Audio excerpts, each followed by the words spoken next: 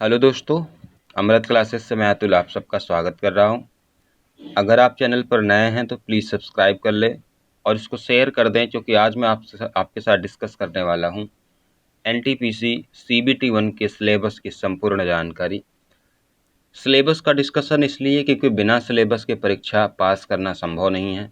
Syllabus के बाद आपको प्रश्नों की प्रकृति देखनी होती है कि मैं जिस तरह से तैयारी कर रहा हूँ क्या उसी तरीके से प्रश्न आएंगे। 2019 में लोकसभा चुनाव के पहले NTPC graduates, under graduates, group D और 2 अन्य कैटेगरीज में मिनिस्ट्रियल पोस्ट पे रिक्रूटमेंट ड्राइव शुरू होती है, जिसकी परीक्षा की तारीख कुछ दिनों पहले विरोध प्रदर्शन के बाद 15 दिसंबर बोली जाती है। हमें इस बात के अलावा भी किसी चीज़ की जानकारी नहीं है कि 15 दिसंबर से परीक्षा है। ये नहीं मालूम है कि 15 दिसंबर से कौन सी परीक्षा है, पर ऐसा अनुमान है कि 15 दिसंबर से एनटीपीसी की परीक्षा हो। एनटीपीसी की परीक्षा तकरीबन 60 से 70 दिन चल सकती है, 2 महीने से ज़्यादा चलेगी। उसके बाद ग्रुप डी की परीक्षा होगी जो तो वो भी 2 से 3 महीनों तक चलेगी। यानी कि इस पूरी प्रक्रिया में सिर्फ लिखित परीक्षा रिटन टेस्ट में 5 से 6 महीने का समय लगने वाला है। मैं समय जाया नहीं करूँगा। सबसे पहले मैं आपसे चर्चा करूँगा एनटीपीसी की। मैं किसकी बात कर रहा हूँ?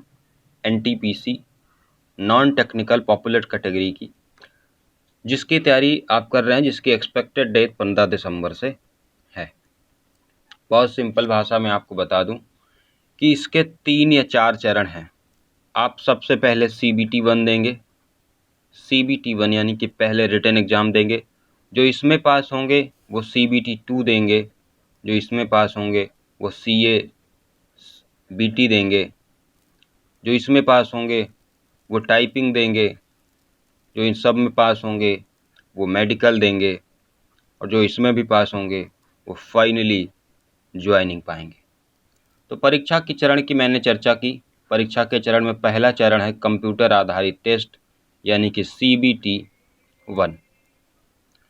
सीबीटी 1 दूसरा चरण है कंप्यूटर आधारित टेस्ट सीबीटी 2, इसको सीबीटी 2 बोलेंगे। तीसरे चरण में है कंप्यूटर आधारित अभिरुचि परीक्षण।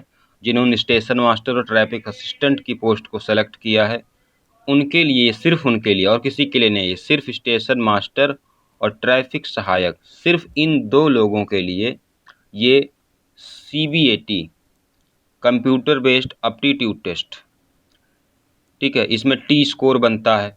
टी स्कोर जो 42 से कम नहीं होना चाहिए। इसके लिए डिटेल में एक वीडियो बनाऊंगा, अभी इसके लिए टाइम नहीं है। फिर जिन पोस्टों के लिए टाइपिंग अनिवार्य है उनके लिए टाइपिंग टेस्ट। ये सभी के लिए नहीं होती, सभी पोस्ट के लिए नहीं होती। जैसे जिन्होंने जीडी चुना है उनके लिए नहीं है।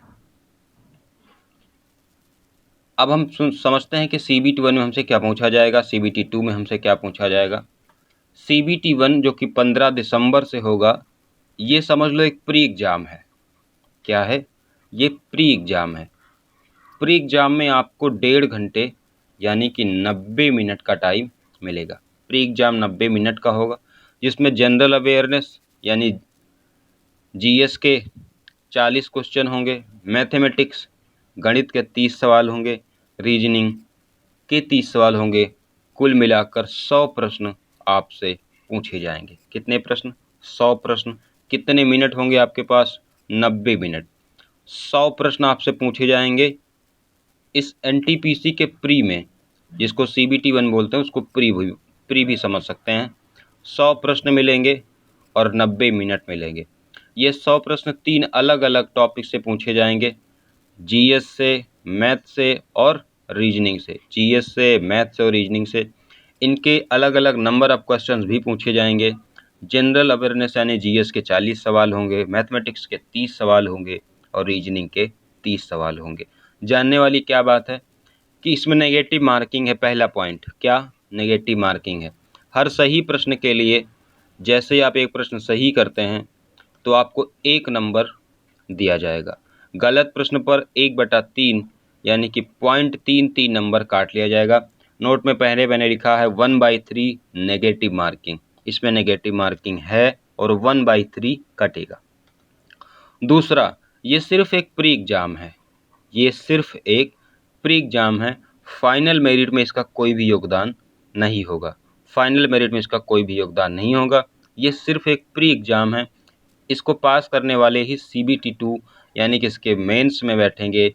मेंस का एग्ज़ाम महत्वपूर्ण है क्योंकि वो फाइनल मेरिट में काउंट होगा।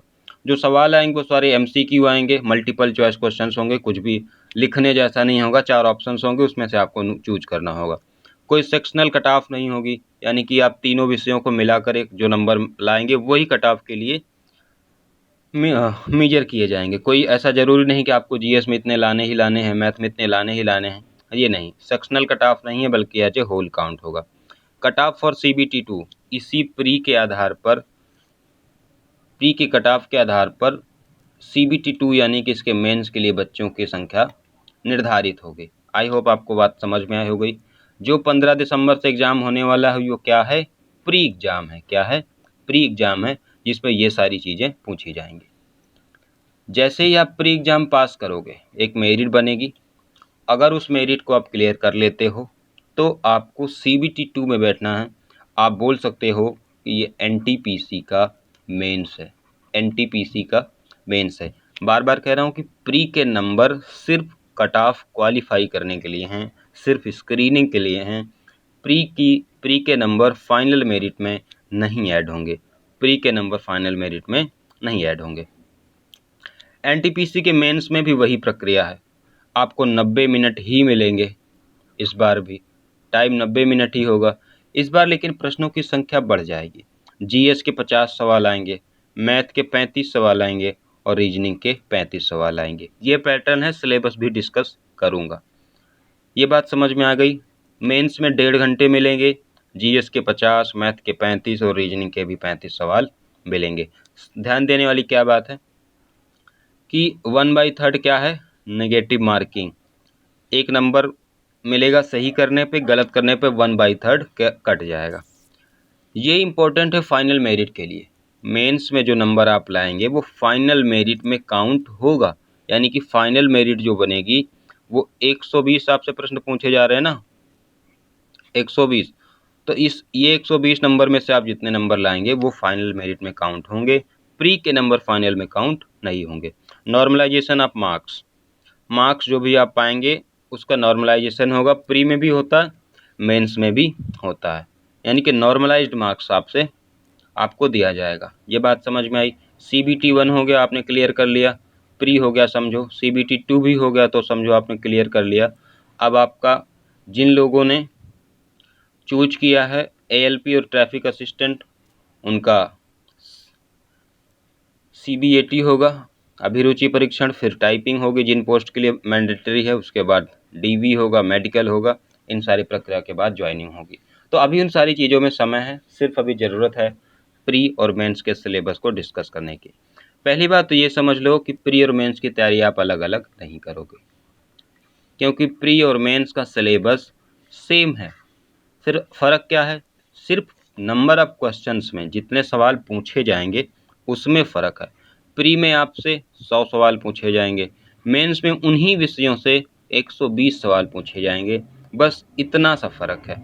अगर हम सिलेबस की बात कर लेते हैं, मैथ के सिलेबस की बात कर लेते हैं, तो आपको नंबर सिस्टम यानी कि संख्या पद्धति, डेसिमल यानी कि दशमलव, फ्रैक्शन यानी कि भिन्न, LCM यानी SCF यानी कि लासा मासा, अनुपात समानुपात रेशियो प्रोपोर्शन, परसेंटेज यानी कि प्रतिशत, टाइम वर्क यानी कि समय एवं कार्य, टाइम डिस्टेंस समय दूरी, साधारण ब्याज और चक्रवृद्धि ब्याज जिसकी क्लास मैंने शुरू कर दी है, प्रॉफिट लॉस यानी लाभ हानि, अलजेब्रा यानी बीजगणित, ट्रिग्नोमेट्री यानी कि त्रिकोणमिति, ज्योमेट्री यानी कि ज्यामिति, मेंसुरेशन यानी कि क्षेत्रमिति, एलिमेंट्री स्टैटिक यानी कि जो आपसे बहुलक वगैरह पूछता है, एक्सेट्रा। इसको बहुत ध्यान से पढ़ना, क्योंकि इन 15 से ज़्यादा इम्पोर्टेंट क्या है ये। इसका मतलब होता है कि वो कुछ भी पूछ सकते हैं भैया जो मैथ में आती हो। और नॉर्मली अगर आपको समझ आ रहा है तो जो भी आपने कम्पिटिटिव मैथ पढ़ रखा है, जो भी तैयारी कर रहे हैं, उसमें से अरिथमेटिक और एडवांस दोनों आएगी। पर इसमें होता क्या कि आप इसको एनालाइज करेंगे तो एडवांस के क्वेश्चन आपको नहीं दिखेंगे बहुत ज़्यादा। एडवांस में आपको 2 इम्पोर्टेंट चैप्टर हैं जो आपको दिखेंगे। एक तो मेंसुरेशन दिखेगा, स्टैटिक के सवाल बहुत आते हैं, अलजेब्रा का सवाल हो सकता है कि आपको दिखे, आइदर ट्रिग्नोमेट्री और ज्योमेट्री के सवाल दिखते नहीं। इसका मतलब ये नहीं है कि आपको ट्रिग्नोमेट्री ज्योमेट्री पढ़नी नहीं है, क्योंकि जब आप सवाल अगर समझो कि आ भी गया तो आप इस बात को ब्लेम नहीं कर पाओगे कि ये बात सिलेबस में डिस्कस नहीं थी। ये सिलेबस मैंने ऑफिशियल ही लिया है, उन ऑफिशियल सिलेबस में इतने ही चैप्टर्स का डिस्कशन है या एक्सप्लेनेशन है, डिस्क्राइब्ड है, लेकिन आपको समझनी है कि अरिथमेटिक और एडवांस दोनों आएगी। सिलेबस में भले ही कहा है ट्रिग्नोमेट्री ज्योमेट्री, पर जल्दी आती नहीं है, लेकिन आपको नॉर्मल समझ होनी चाहिए और आपको पढ़ा होना चाहिए नॉर्मल। अगर आ ही गया तो आप क्या करेंगे, पेपर देखेंगे तो हो सकता है आपको सवाल ना मिले, लेकिन फिर भी आपको पढ़ना है। तो ये था मैथ का सिलेबस, ठीक है।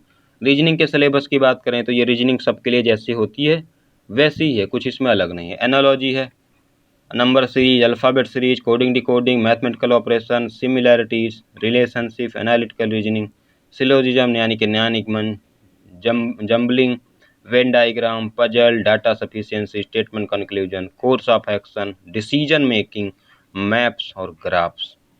इतने चैप्टर्स को उसने डिस्कस किया है, बट मैं आपको नॉर्मल अब बता दूं कि रीजनिंग में जितने भी चैप्टर्स होते हैं, बैंक की रीजनिंग को छोड़कर, बैंक की रीजनिंग आपको नहीं पढ़नी। नॉर्मल एग्जाम्स में रीजनिंग में जितने चैप्टर और टॉपिक्स होते हैं आपको पूरा का पूरा पढ़ना है। ये सब तो आएंगे ही आएंगे, इसके अलावा भी अगर कोई टॉपिक छूट रहा है वो भी आ सकता है, क्योंकि गवर्नमेंट के पास हमेशा एक्सेट्रा का ऑप्शन रहता है। तीसरे अगर सेक्शन की बात करें, जनरल अवेयरनेस, ये ज़्यादा इंपॉर्टेंट है।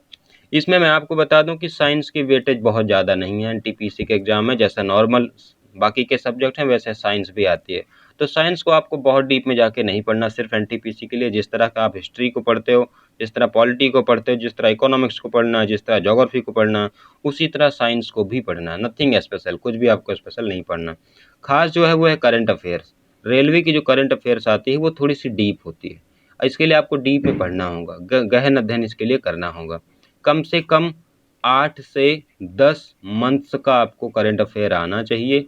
इसके अलावा 2 से 3 महीने का एकदम डिटेल्ड एक एक दिन की घटना आपको मालूम होनी चाहिए, जो एग्जाम पॉइंट ऑफ व्यू से जरूरी है। ये नहीं कि किसी की डेथ हो जा रही है नॉर्मल आपकी विधायक जी की तो उसको भी याद कर लो, या किसी विधायक की हो जा रही है, कहीं पे एक्सीडेंट हो रहा है, वो चीज़ें नहीं। जो एग्जाम पॉइंट ऑफ व्यू से 2-3 महीनों में घटनाएं हो रही इंपॉर्टेंट, उसको आपको याद करना है। करंट अफेयर्स भी बता दूं, बहुत ज़्यादा नहीं, 4-5 सवाल आपको मिलेंगे बस। हिस्ट्री के आपको ऐसे 40 सवालों में 3 से 4 सवाल मिल जाएंगे, पॉलिटी के भी 4 से 5 सवाल मिल जाएंगे, इकोनॉमिक्स भी 4 सवाल, 4 से 5 सवाल, ज्योग्राफी भी आपको 4 से 5 सवाल मिल जाएंगे, साइंस आपको 5 से 7 सवाल मिल सकते हैं, करंट अफेयर्स के 4 से 5 सवाल मिल सकते हैं। इसके अलावा ये जो टॉपिक आपसे बचा है जनरल नॉलेज, ये रेलवे के एग्जाम में बहुत इंपॉर्टेंट होता है, क्योंकि बहुत सारी मिसलेनियस चीज़ें, मिश्रित चीज़ें आपसे पूछता है, और ये हो सकता है कि 5 से 8 सवाल इसके आएंगे। ये क्वेश्चन ब्रेकअप है जीएस के लिए। आप देख रहे हैं कि साइंस के लिए आपको एक्स्ट्रा एफर्ट नहीं करना, जैसे इन चीज़ों को आप पढ़ते आए हैं वैसे ही इनको भी, साइंस को भी पढ़ेंगे। हाँ, ग्रुप डी के एग्जाम में एक्स्ट्रा 25, ग्रुप डी के एग्जाम में साइंस स्पेशल आती है, लेकिन एनटीपीसी के एग्जाम में साइंस स्पेशल नहीं आती। मोटा माटी अगर आप समझेंगे तो 3 विषय हैं जो आपको पढ़ने हैं। क्या? मैथ पढ़नी है आपको कुल मिला के, जीएस पढ़नी है आपको, और रीजनिंग पढ़नी है। इन 3 चीज़ों से ही आपके पूरे रेलवे को आप क्रैक कर सकते हैं, वो चाहे CBT 1 हो चाहे CBT 2 हो, आपको कोई दिक्कत नहीं है, आप पढ़ लेंगे।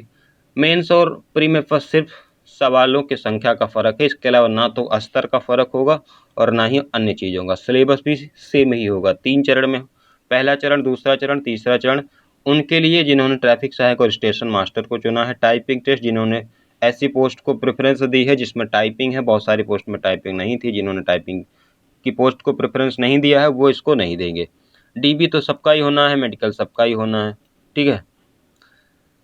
ये जो ALP उसके लिए स्टेशन मास्टर ट्रैफिक असिस्टेंट के लिए एक CBAT है, इसके लिए डिटेल में बात करूंगा, लेकिन उसके लिए अभी समय है, आप उसकी चिंता मत कीजिए। तो ये डिटेल सिलेबस था किसके लिए? एनटीपीसी के लिए। ये एनटीपीसी के लिए डिटेल सिलेबस था जिसमें मैंने आपको चर्चा की।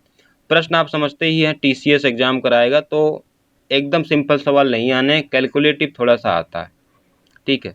आपको कैलकुलेटिव सवाल आने ही आने हैं, तो बेहतर होगा कि आप मॉक्स को बहुत अच्छे से लगाएं, प्रीवियस ईयर पेपर्स को बहुत अच्छे से लगाएं, क्योंकि बिना प्रीवियस ईयर पेपर से ही आपको इस बात का आइडिया लग जाएगा कि एग्जाम्स में किस तरह के सवाल आते हैं। तो बस इतनी सी बातें थी। चैनल पर आप नए हैं, फिर से कह रहा हूँ, तो चैनल को सब्सक्राइब कर लीजिए, क्योंकि यहाँ पर क्या है कि हम आपका टाइम वेस्ट नहीं करते। जो भी पॉइंट टू पॉइंट डायरेक्ट बात होती है वही की जाती है। चिल्ला चिल्ला के पढ़ाने की ना आदत है और ना ही यहाँ पर कोई पढ़ा पाएगा, ना ही आपको समझ में ही आएगा। तो एकदम साधारण और सामान्य भाषा में पढ़ाता हूँ, चीज़ों को वैसे ही बताता हूँ जैसे वो होती हैं, कोई ऐसा बढ़ा चढ़ा के नहीं। जो चीज़ सामान्य है वही आपको बताता हूँ। एनटीपीसी के लिए बुक्स का सिलेक्शन, स्ट्रेटजी, मॉक्स, इसके लिए मैं अलग से एक वीडियो बनाऊंगा, क्योंकि इसमें ही उस चीज़ों को मर्ज करना सही नहीं है। यह सिर्फ सिलेबस की वीडियो थी, सिलेबस तक ही इसको मैं सीमित रखता हूँ।